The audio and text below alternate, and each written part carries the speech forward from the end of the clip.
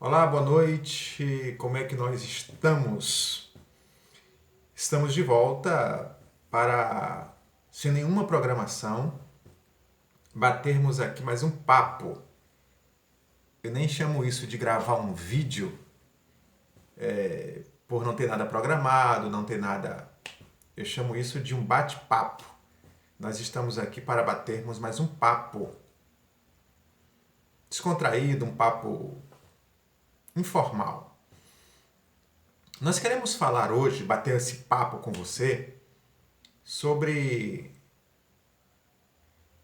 duas bravatas que as testemunhas de Jeová, de um modo geral, costumam utilizar para causar impacto, para causar boa impressão na sua religião.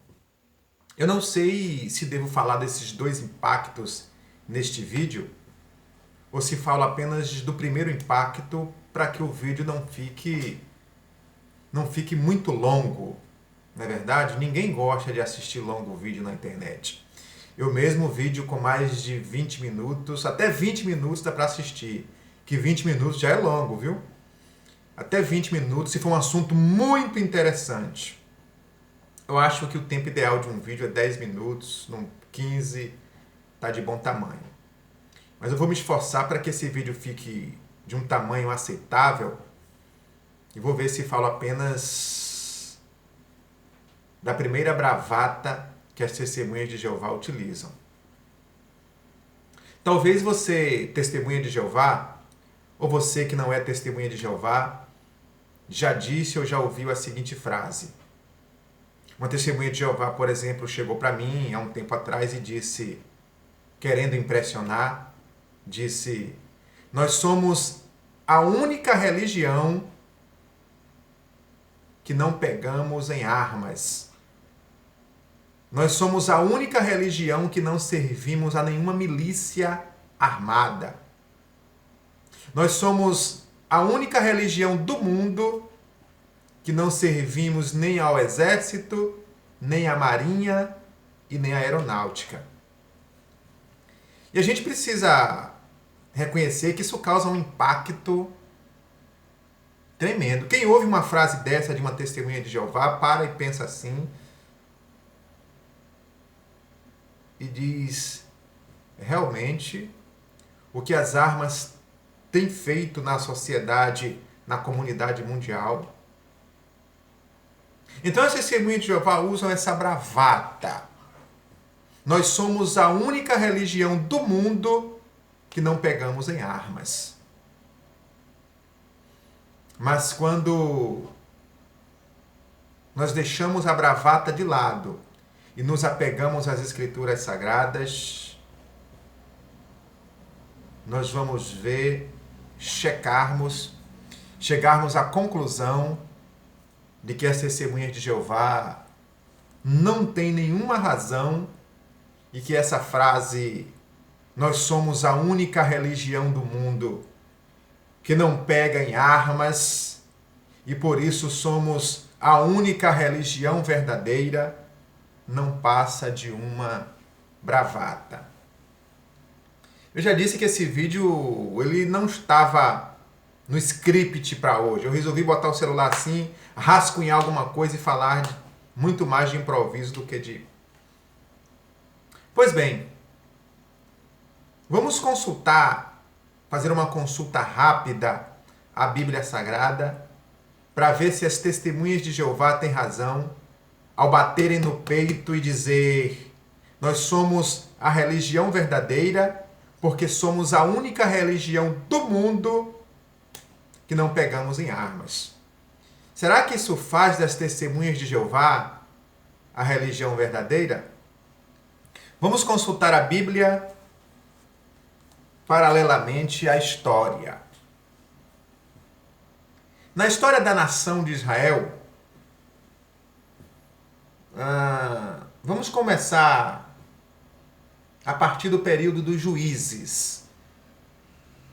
Se você, testemunha de Jeová, não sabe, o período dos juízes deve ter durado cerca de mais ou menos 400 anos.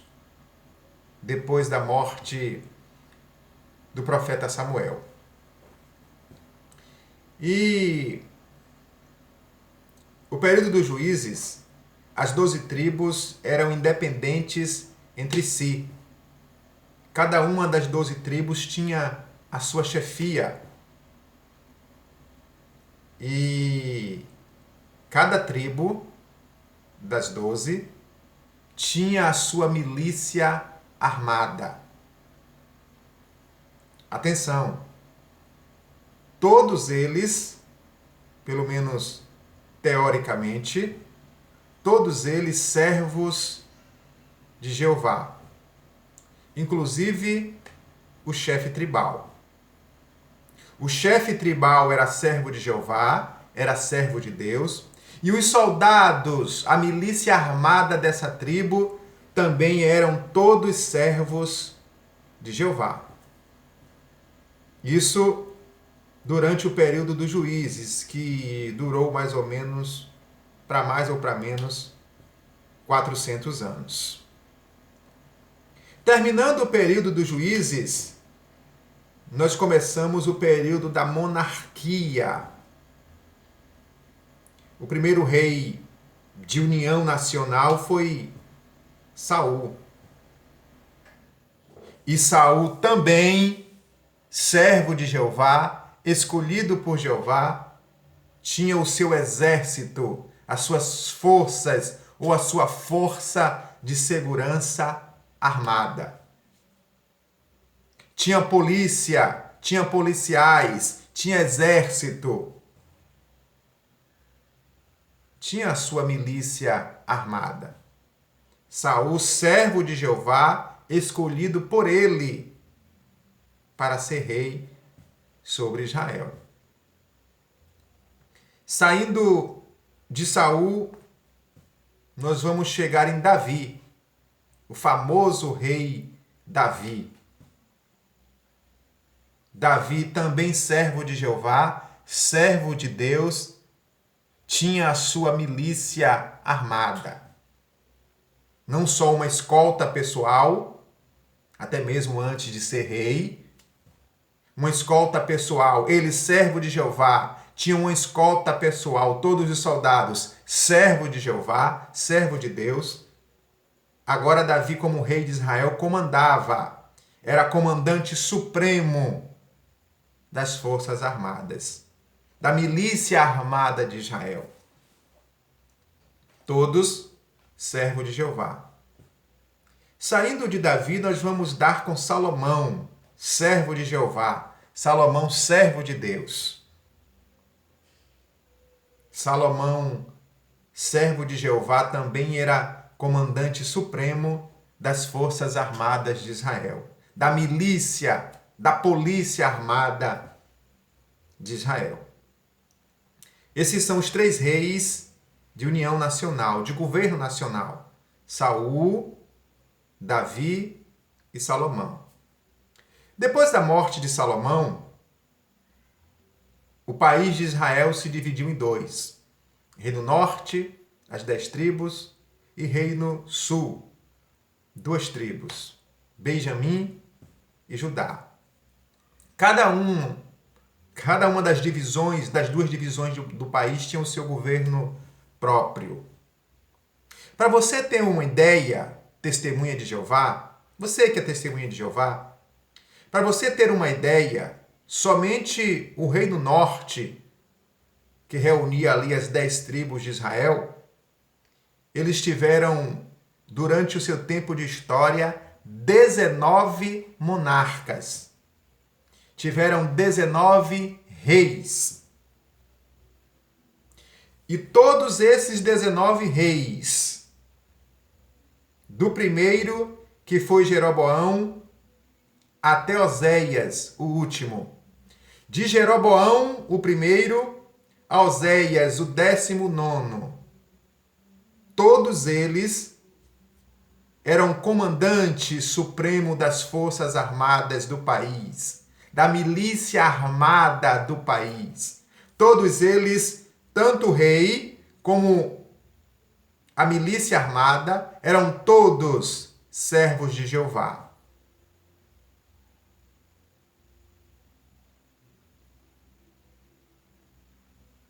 Isso nós chamamos de silêncio eloquente. Das tribos de Judá, que foram 20 monarcas, o reino de Israel, 19 monarcas, de Jeroboão ao último, ao 19º Oséias. O reino de Judá teve 20 monarcas, de Roboão, o primeiro, a Zedequias, o 20º. Todos eles servos de Jeová. E eles eram comandantes supremos da milícia nacional, do exército, das forças armadas nacional. E diversas vezes ganharam guerras. E essas guerras eram armadas. E muitas das vezes Jeová Deus deu estratégia de guerra de como tanto Israel como Judá ganharem essas guerras. Ora, a guerra era decidida pelo próprio braço de Jeová, sem precisar o povo se envolver na guerra, os soldados se envolverem na guerra. Ora, tanto Israel como Judá venciam a guerra com os soldados imbuídos e lutando, e com estratégia dada pelo próprio Deus, Jeová.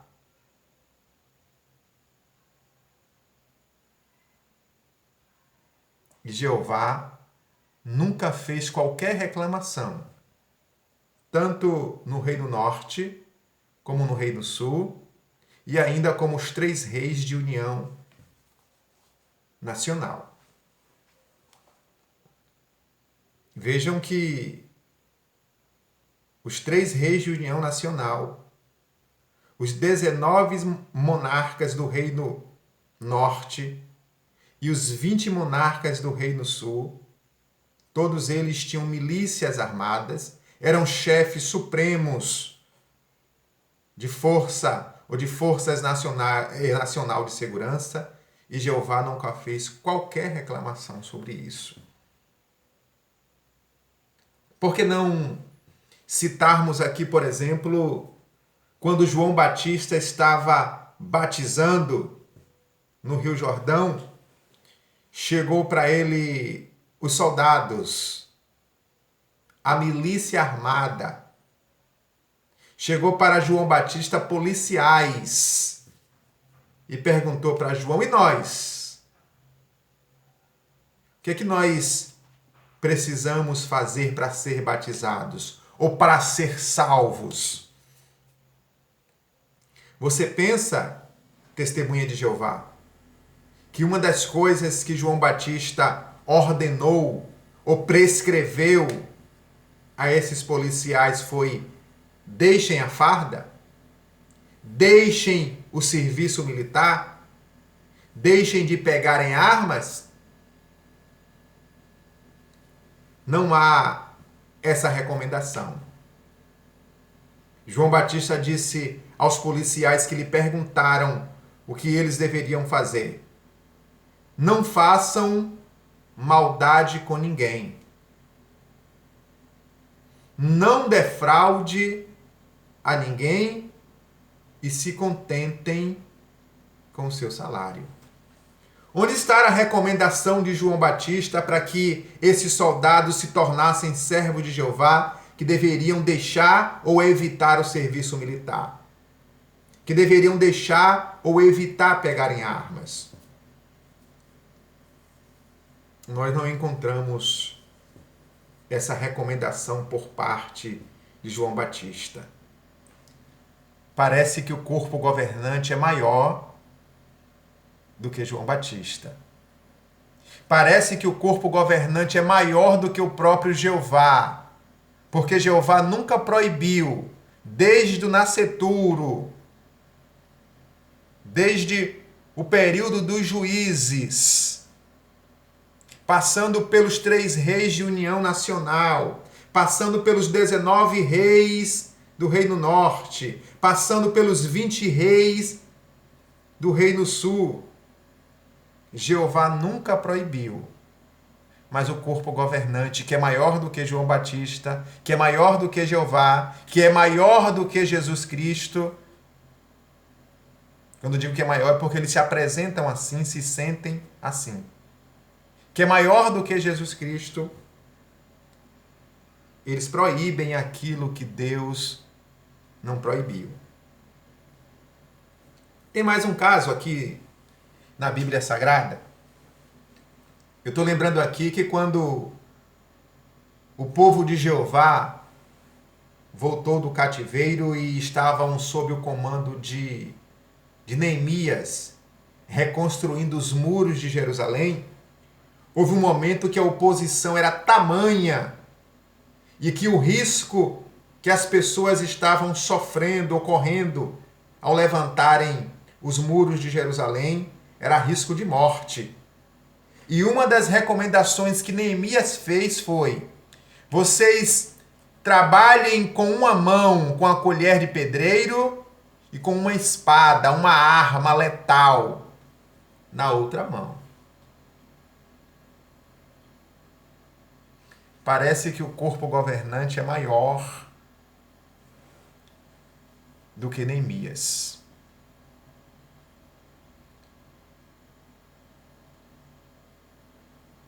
Quer mais um texto bíblico? No livro de Atos dos Apóstolos tinha... A câmera balançou aqui, ó.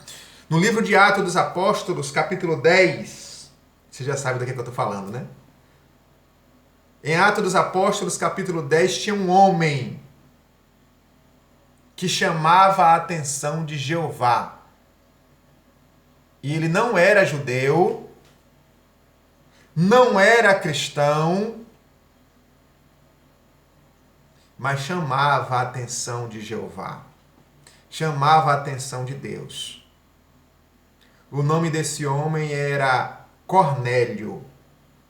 E pasmem, testemunhas de Jeová.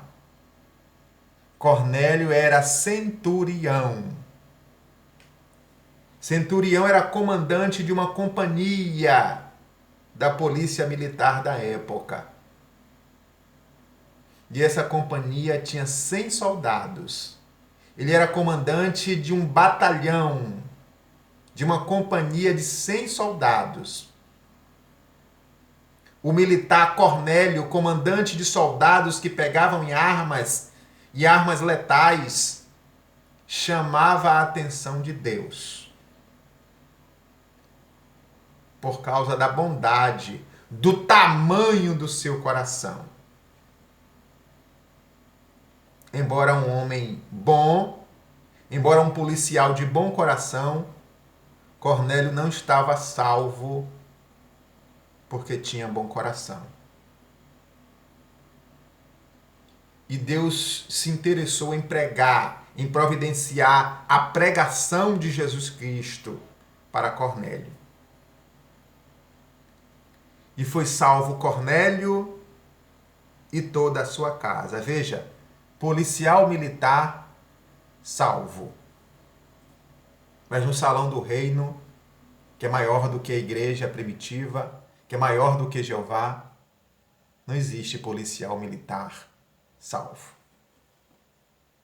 Foi salvo Cornélio, foi salvo a sua casa, e a crença pessoal minha é que muitos dos seus subordinados policiais militares também foram salvos.